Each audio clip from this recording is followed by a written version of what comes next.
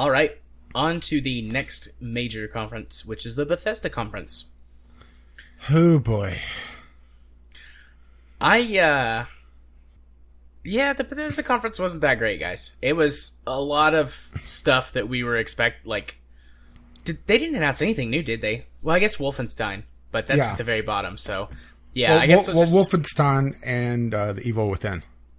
Also, the Bethesda conference was pretty short, too. Yeah, very, actually. So let's just dive right in. Doom VR. Honestly, doesn't look all that fun. There's a lot of slowdown and a lot of teleporting around. Yeah, because, I mean, obviously you can't do you running. would not want to Doom in VR. You would projectile vomit. And honestly, it still looks like it might be vomit-inducing because... Yeah, that's my note as well. It still looks like it would cause a lot of vomit. Because you're doing a lot of teleporting around, you're doing a lot of slowdown and a lot of, honestly, disorienting things. Yeah. I mean, it might not be vomit-inducing, but it definitely would be headache-inducing. And honestly, Doom slowed down doesn't seem fun. Nope, that was Doom 3, which was slowed down. And next up on the VR train is Fallout 4, which looks a lot more like the standard game. Yeah. I couldn't really tell if it was slowed down or anything. Which, I mean, you don't run that fast in Fallout 4. Yeah, it looked like it may have been a little bit, but or it may just be, the fact that, it requires a lot of power behind it to run Fallout at the frame rate you need for VR. Yeah.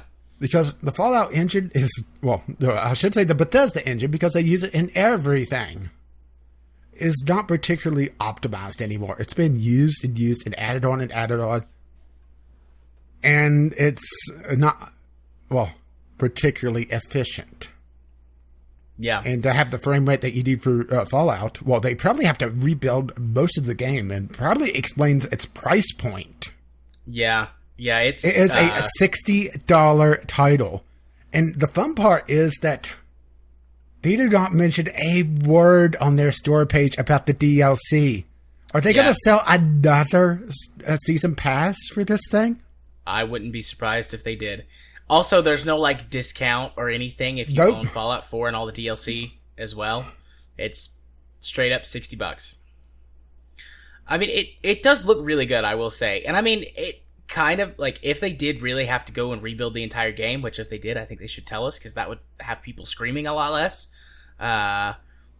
If that's the case, I don't mind paying $60 for it, But if they're just jerking us around, they just, I don't know, ported it over or VRified it and added a few little things to it and then are selling again for $60. Shame on you, Bethesda. You've already got Skyrim. Which Skyrim VR was mentioned later somewhere, but it wasn't in the Bethesda conference. Yeah.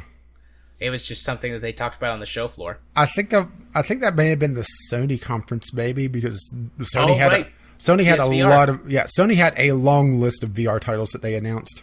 That's where it came from, PSVR. But let's see, Elder Scrolls Morrowind looks nice, but does it really capture the essence of Morrowind? Because Morrowind was a very deep and it was a deep RPG, but it was also a very mysterious RPG. It required you to pay attention to what was going on. It felt like a bridge between the old CRPGs and a 3D RPG like you see today. I doubt it. I mean, I like the Elder Scrolls Online. I've played it quite a bit and enjoy it, but I mean, it's even more simplified in a lot of ways than Skyrim because it's an MMO, and there's a lot of MMO questing in it. So, go collect bear asses. Doubtful. Which they showed the bear at the beginning of the Bethesda conference. Yeah, and talking about how all the streamers cared about the bear for some reason. Yeah. This was another conference where they focused a lot on streamers and a lot on YouTubers. I did say though, why are they something about the bear? It's the the most difficult enemy in Skyrim or something like that. I don't remember what I tweeted. Something snarky about the bear. The most difficult enemy in Skyrim was level of interest in the game. And then I will mention the Creation Club is next. We're going to move that to the end of this because this is going to be a long, and somewhat ranty topic. Right. So we're going to move that to the end to have that be our closing words, I think. Sure. So yeah, next after that was Elder Scrolls Legends. Which hey look, an expansion focusing on Skyrim. Yeah, but I mean, I think that'll be fun. I enjoyed Elder Scrolls Legends story mode way more than just playing it. I mean, outside of that, it's mostly just Hearthstone with lanes. Well, my note for this is, as a CCG, is there more to say? Yeah, fair enough. Hopefully it's free. Did they say if it was going to cost money? No, they didn't. Okay, hopefully it's a free expansion. Honestly, usually these expansions cost something. And it's either you could pay for it with the in-game money or you could just buy it outright. They're adopting the Hearthstone model. Right. Then let's see, Skyrim Switch. Motion controls, goody. Yeah. But there was a couple things that they that was more covered in the Nintendo conference or infomercial or whatever. Is that the Legend of Zelda has items in it, and it seems like it's if you use a Legend of Zelda amiibo. So guess what? You got physical DLC now. Yep, of course you do. And I do have to wonder about mod capability because they didn't say a damn thing about it, and that is a thing for the consoles now. It probably won't be on the Switch. Or at least for now. Okay, yeah. Dishonored, Death of the Outsider. Not very stealthy, were they? No, they're not. They played the game like I did when I played a little bit of Dishonored. Loud and messy. Yep, that's how I play too. I mean, it looks neat if you're into Dishonored, but I mean, I haven't played Dishonored 2, and I don't know if I will. I mean, Dishonored 1 was fun, but... Yeah, this seems that it's a standalone expansion to Dishonored 2, essentially wrapping up the story if the subtitle is anything to go by. Yeah. So let's see, Quake esports. Yep. Oh, this was probably the worst esports segment that they had at E3. Just the players that they showed had they were hitting everything except their opponent. Yeah. One of my notes is, they're having a forced esports tournament. Goody. Yeah. They do have BJ Blazkowicz, though, so that's pretty cool. I didn't, it didn't click in my mind until it happened. I was like, how did he wind up in this game? And then I went, oh yeah, Bethesda owns both of those properties. I don't know why that hadn't clicked in my mind until just then, but it did. I mean, it looks fine, I guess. I don't know if I'll play it. I wasn't the biggest Quake person before, and I don't know if I'll be now. But, I mean, I'm sure there are people out there who are very excited for them and are very excited for it, and it looks decent enough, I guess. It's still very early, or it still looks very early, so we'll see. Yeah. And talking about other games that look kind of early because they didn't really talk about this at all. The Evil Within 2. Yeah. I see someone has either gotten into Kojima's drugs or just kidnapped Kojima. I really thought it was some kind of Kojima thing at the beginning. And then I figured out partway through the trailer, that's The Evil Within. It's probably like a sequel or something. Yeah, I never played The Evil Within, so I couldn't make that connection at all. But my notes are Kojima? Question mark. Yeah, I mean, I don't really like The Evil Within. It wasn't a very good game, and also it's a horror game, and I don't really like horror games. So yeah, it is releasing on Friday the 13th, whatever. Friday the 13th is towards the end of the year. Didn't really mark that. Didn't care. Mm-hmm. And let's see, Wolfenstein: A New Colossus. That looked really good. I did like the opening, with all the different movies, the kind of the riffs on it, and then the cat monkey thing. And I was asking, okay, so is the cat monkey thing, could that be a playable character? Is that going to be a pre-order bonus? Oh, yeah, I really liked Wolfenstein: The New Order, and I'm glad to see that they're continuing it. Obviously, at the end of, if you play The New Order, at the end of the game, you're like, okay, this obviously is not the end. You've done well, but there's still a lot of Nazis left to kill. So Yeah, it needed the MST3K guys at the bottom of it, though. Uh, but the thing that excited me the most about the trailer was that it appears that BJ goes on a Nazi killing spree in a wheelchair. He's a Nazi handy-capable murder machine. I was really happy about that. And also, at the end, the acid cartoon characters, which probably explains the next conference, by the way. Yeah. That was around the time that the drugs would kick in. Yeah. But it was very jarring. It wasn't even, it looked like it was animated on top of the gameplay. Yeah. I wasn't sure what they were going for with that. Like, I think they're just trying to reinforce that it's like the late 60s or Look, late it's 70s. The 60s. We have drugs. Yeah, I think that's what and they were black doing, girl but... and a black woman with a huge afro that would make Bob Ross go, "Whoa, tone it down." I have mad respect for that girl's afro. Used to have an afro. It was glorious. My friends called me Q-Tip. Oh my. Okay, so since we talked about respect, should we talk about the Creation Club? Because we got a tour through this conference. There was a lot less. The Bethesda conference was really short. Like, we were both like, wait, it's over? Because it only went for like 35 or 40 minutes. Yeah, the Creator Club, I think, is the thing that most people are talking about right now because, it is basically, well, not quite, but close to it. Bethesda dipping their toes into paid mods again. Before you start, because I did some homework on this. Yeah, I did some homework on it as well. Essentially, it's sort of a bridge between paid mods and a DLC, mini DLC marketplace. I think that's the best way to describe it. Perhaps kind of like the Steam Workshop on some of their paid stuff, but that is usually limited to cosmetic stuff, so it's not as good of a comparison.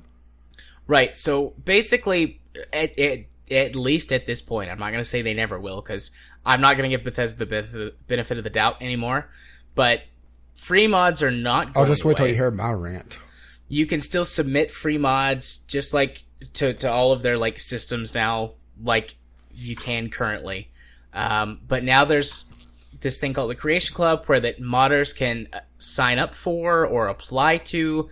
Not 100% sure how that process works yet. It seems like it's an application procedure. They haven't. I don't think they put it up yet. This is going to be, at least for the time being, Fallout 4 and Skyrim Special Edition. And care to guess what the Steam reviews are doing for that? No, probably terrible. The creator tools have existed for a while. Like, you could get the tools that they're using from the Bethesda launcher for months at this point. God, it's been in beta for a long time. So they announced it like it was brand new, but these tools have existed for a while. I guess they just brought it out of beta or something. But anyways, back to the process itself. Like, a modder can apply to be a part of this program, and then their work is submitted, and they basically get like developer milestones where they get paid for doing their work. So it's almost like they're a contractor working. Yeah, but they've specifically said that. And here's probably the key difference between what the paid mods were with Steam and this system is that you cannot pull something that you've already made from the mod pool, essentially, and put it onto the marketplace. It has to be new things. Right. Which that is probably going to appease a lot of people. Yeah. They've also said that they're going to be... Well, you also have the flip side of that is that people that are very prolific modders that get into the system, there's not a lot of really rewards to keep your old mods up to date if you get into this because you want to focus on what's paying the bills. Well, you know that they'll make exceptions, though. They just will. The policy is there for people who aren't. I'm not talking about the policy. I'm talking about the modders. Yeah, the ones that get into this. And well, that's more getting to my criticism of it and my a little bit of fear of it. Right. But so, I mean, that's free mods, at least at this point, are not going away. Bethesda has said that they are going to heavily curate the system and ensure that all of the mods are compatible with the other mods in this program and the base game, so that they're supported and things don't break during updates. Yeah, which that also is, a little tough because, mods are constantly being conflicting. So if someone puts something in one spot, that completely cordons off that spot. There's only so much room in these games. Well, I think that's what the creator toolkits are for, to help with that at least. Like, you have to submit your stuff into the toolkit and make sure that it basically passes inspection, I guess. I don't know. I'm not a modder, so I don't know how that works, but I assume that's what that's for, to help streamline that process a little bit. But I just know that there's been times that I've installed mods, for Skyrim even, when I would put two mods in that occupied the same place. Either they conflicted and completely crashed the game, or you would walk up and you would see two houses clipping up for one another. So it makes me wonder how they're going to handle mods that go to a particular location on the actual in-game map. Well, I know that in the both Fallout 4, like using the actual Bethesda like built-in mod system, and in Skyrim Remastered, that there's a lot of stuff that will tell you what's compatible and what's not compatible, and where you have overlap. Yeah, true. They've done at least a special edition. I've used the regular Skyrim. They've done a really good job, actually, of like pointing out, like, look, you've got these two mods that are modifying the same files, and it looks like they're going to conflict. You can try it and see if it works, but we don't recommend you do this. So somehow they've got that working fairly well. And it seems to be pretty accurate. I've purposefully done conflicting mods just to see what happens and if it's right.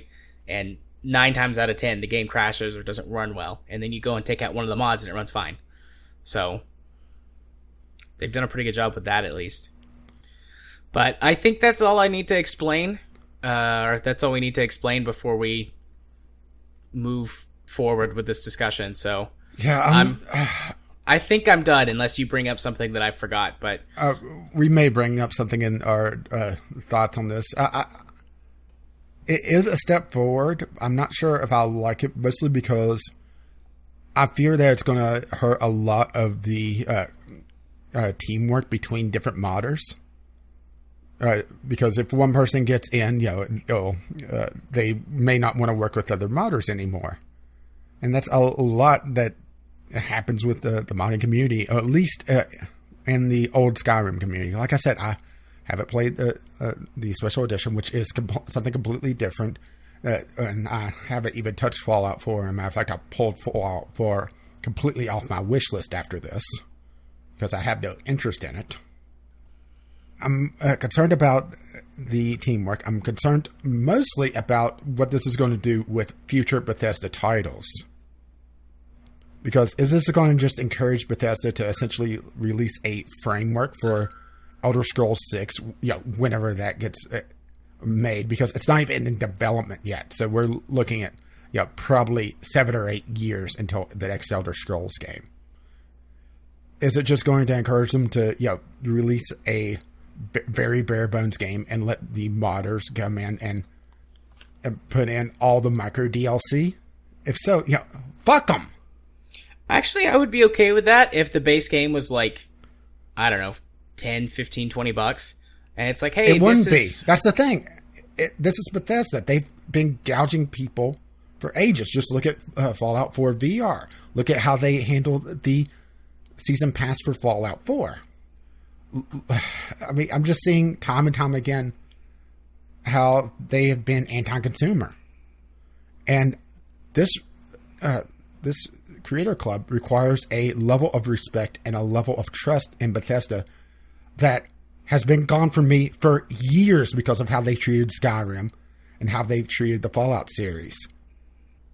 And I can't deal with Bethesda anymore. So to hell with them. I don't have as much trust for them as I used to because of the way they've behaved the last couple of years. But I'm willing to give them the benefit of the doubt on this one, at least to see how it goes. I'm throwing in their entire thing with how they handled review copies as well. I almost forgot about that. Yeah, well, I mean, that was what I was talking about mostly. But I'm a big fan of supporting modders. And yes, absolutely, you can go and find your favorite modders and find their Patreon or find their donation page or whatever. But having a system that brings that much more easily to the masses, I think is a good thing, because more modders can get paid for the hard work that they do and maybe do it as a part-time job or maybe even, hell, a full-time job. But I think that this is one of those things that it's got good intentions, and on paper, it seems to be starting out in the right direction. So I'm willing to give them a shot just to see where it goes, but I don't have absolute confidence that they'll get it right. So I'm going to give it a shot, but I'm not holding my breath. Well, this may not even be for us. That's the thing, is that I think where this is going to be big is not even just consoles, but the PlayStation 4 in particular, because of how backward Sony is with their online. Because the PlayStation 4 is very restrictive on what you could do with mods. But if anything gets on the Creator Club, or whatever they eventually call the marketplace, that may be their backdoor into it. So maybe this is pro-consumer, but it's just a very, very small subset of it. It's just, I'm just so sick and tired of Bethesda. I really am. The biggest problem that I have with it is that it uses credits. Oh, don't get me started on that. I hate that. Just let us pay money. Just, Well, that's the money. thing. It's a psychological trick. I know. I just want to pay money.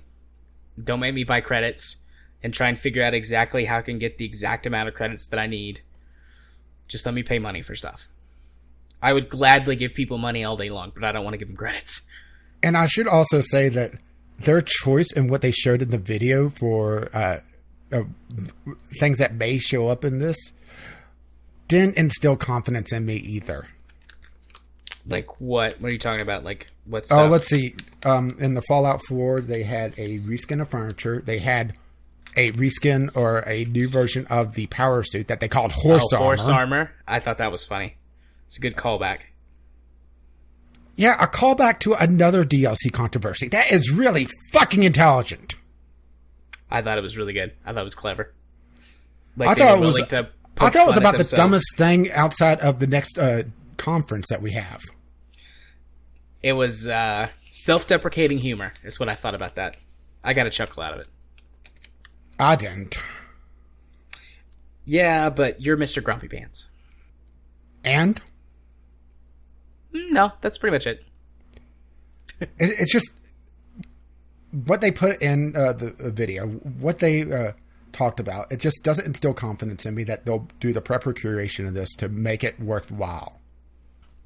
And I do think it's a better thing that they don't just open it up to the masses. That way we don't have the highly detailed horse genitalia like we did with Skyrim. But I love an accurate to life horse anus. Doesn't everybody? It's just I'm so sick of Bethesda's practices that I can't deal with them anymore. That is fair enough. And I think that may be a lot of where I'm coming from with me being against this, is that it just requires trust that I just haven't had for years because of just everything that they've pulled. That's fair enough. I'm not going to try and argue you down from your position. Also, I'm not going to really defend them. I just wanted to make sure that we knew actually what was going on, at least as best we could going in. So, yeah, and I think I've been incredibly fair with this as well. At least considering my position. Yeah, I mean, I see your point of view perfectly well. That's why I'm not going to try and talk you down. I think it's a valid position. I just didn't distrust them as much, or don't distrust them as much. I mean, yeah. So we're just coming from two different points on it. The only other thing that I want to say about the Bethesda conference was I thought the Fallout World thing, like that they were using as their frame, was kind of cute. Or like the Bethesda World or whatever they called it. I just put Fallout for kids. They were calling it Bethesda World. Yeah, I thought that was cute. And it was an interesting framing device, particularly since they had a Fallout DLC centered around a theme park as well. Yeah, the Nuka-Cola World. But, yeah, is that all you want to say about it? Yeah, I think so. like I said, I pulled Fallout 4 off my wish list entirely, and I think I'm not going to do anything for Fallout or anything for Bethesda. Which saddens me because I actually had on my game list several Bethesda games that I wanted to eventually play, but not anymore. That's fair. I'll just continue to love Bethesda over here by myself. Okay,